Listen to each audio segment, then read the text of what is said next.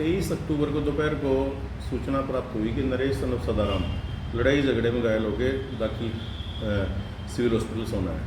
तो इस सूचना पर आईओ हॉस्पिटल पहुंचा, तो वहाँ उसको चोटें लगी हुई थी। डॉक्टर ने उस दिन अनफिट करार दिया। तो कल उसने हमारे को बयान दिया दरखास्त दी, जिसमें उसने बताया कि नरेश जो घायल था उसने बताया कि मैं तहसील ऑफिस सोना में गया था, तो वहाँ मैडम जो तहसीलदार थे शिकागर उनसे मिला था, तो उन्होंने कोई वो रजिस्ट्री करवाना चाहता था, तो उन्होंने रजिस्ट्री करने से मना कर दिया और उसको जाति सूचक शब्द कहे।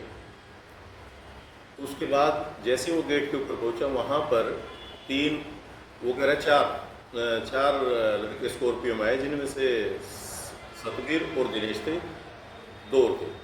उन्होंने उसके साथ लाठी डंडों से हमला किया और उसको घायल करके मार दिया। तो इसके बाद इसका जो घायल था ये नरेश, इसका भाई मोनू, उसने इसको हॉस्पिटल पहुँचाया। तो उस पर फिर हमने इसमें कल लड़ाई झगड़े की धाराओं और SC/ST एक्ट के तहत मुकदमा दर्ज करके इन्वेस्टिगेशन स्टार्ट की। कल 24 तारीख को मुकदमा दर्ज हुआ था शाम को।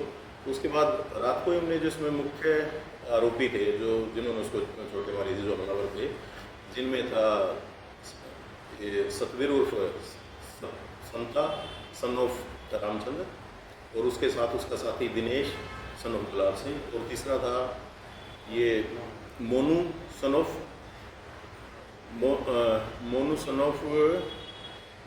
मोनू, जो कि तीनों साथ की नगली के ही रहने वाले थे। तो इनको हमने कल 3 ओवर रात को ही गिरफ्तार कर लिया था इसमें। अब गिरफ्तार करके इनको न्यायालय में पेश किया जाएगा। रिमांड आगे की जांच से जो हथियार वगैरह बरामद करने के लिए और जो गाड़ी उसमें प्रयुक्त हुई थी, उसके लिए रिमांड को लिया जाएगा। तो सर झगड़ा जो प्रारंभिक पूछताछ में जो सामने आया, इन्होंने जिसमें जो ये आरोपी हैं सतवीर उर्फ संतू, इन्होंने इसको 1.5 लाख रुपये उधारे दिए थे, 5-6 महीने पहले उधार दिए थे, तो वो उन्होंने वापस नहीं दिए। इस वजह से इनकी आपस में कई बार काजनी होती थी। कल भी ये जब ये मांगने गए पैसे, तो ये कुछ इनकी काजनी होगी, तो इन्होंने फिर अचानक इसको पीट दिया हमला कर। वो भी वो अभी हमें इन्वेस्टिगेशन चल रही है इस मामले में। कहता से इस मामले की सारे जितने भी पहलू हैं, जितने भी इसने कंप्लेनेंट ने जो भी बताया है, उन सभी एंगल पे हम सीरियसली इन्वेस्टिगेशन कर रहे हैं। शिकायत करने अभी तक की जांच में क्या सामने आया? अभी मैंने आपको बताया है ना कि 1.5 लाख रुपये उसने उससे उधार दिए थे, वो देने से मना कर रहा था।